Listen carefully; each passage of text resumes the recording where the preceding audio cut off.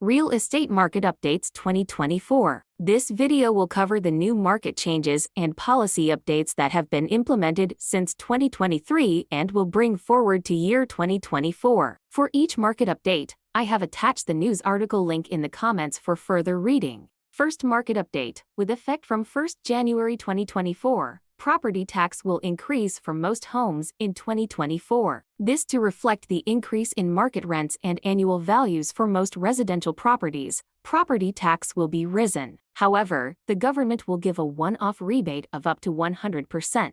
Owner-occupiers of one-room and two-room HDB flats will continue not having to pay property tax in 2024. The table here reflects the property tax rebates for owner-occupied residential properties. Property tax is automatically offset against any property tax payable. The property tax rate for owner-occupied residential properties starts at 0% for the first $8,000 annual value of the property and taxed at 32% if the property's annual value is above $100,000. While for non-owner-occupied residential properties, annual value of the first $30,000 is charged at 12% and annual value above $60,000 is charged at 36%. Next, additional buyer stamp duty for the year 2024 will follow the cooling measure implemented from April 27, 2023. Singapore citizens are subjected to 20% for their second property and 30% from their third property.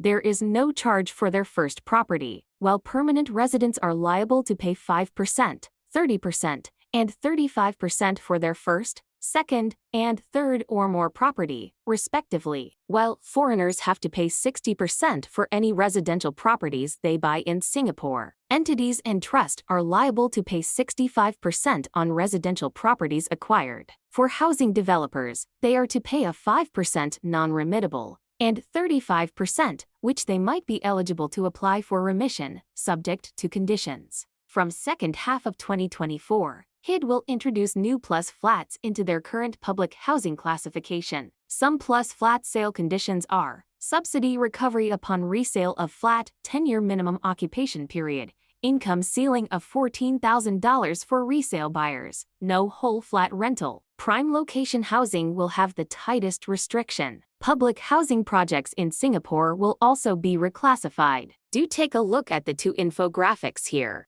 With effect from 1st July 2024, property agencies have signed a MOU on Best Practice Guide on Co-Broking Commission. The current practice of remunerating property agents lacks uniformity, leading to various challenges. For instance, in some sale transactions, the commission is paid by the seller to their representing property agent. Conversely, buyers have the discretion to decide whether to compensate their agent with a commission. In cases where the buyer opts not to pay their agent's commission, negotiations ensue between their agent and the seller's representative to share the commission. This situation introduces a potential conflict of interest for the buyer's agent, who must weigh prioritizing the client's interests against safeguarding their commission. Similar challenges arise in rental transactions. Therefore, agents should collect commission from who he or she represents. Effective from September 19, 2023, non-Malaysian work permit holders in the three sectors, namely construction, shipyard, and process, employees have to obtain proof of acceptable accommodation before they are allowed to bring their new non-Malaysian work permit holders into Singapore. For those housing their workers in purpose-built dormitories, construction temporary quarters, temporary occupation license quarters, or their own dormitories, approval will be granted within a week. For those who are housing their workers in private residential properties, hotels or hostels, the approval process could take about 6 weeks or more due to additional checks. Additionally, all foreign worker dormitories housing 7 or more workers must be licensed under the Expanded Foreign Employee Dormitories Act with effect from last year, April 2023. Singapore also reviewed the dormitory conditions and decided that 3.5 square meter per person and 15 residents to a common toilet is unacceptable. From July 20, 2023, any foreign person defined under the Residential Property Act who intends to purchase or acquire an interest in a land zoned or property permitted for commercial and residential would need to apply for approval under the Residential Property Act. This is to better reflect the intent of the Residential Property Act to safeguard residential land for Singaporeans.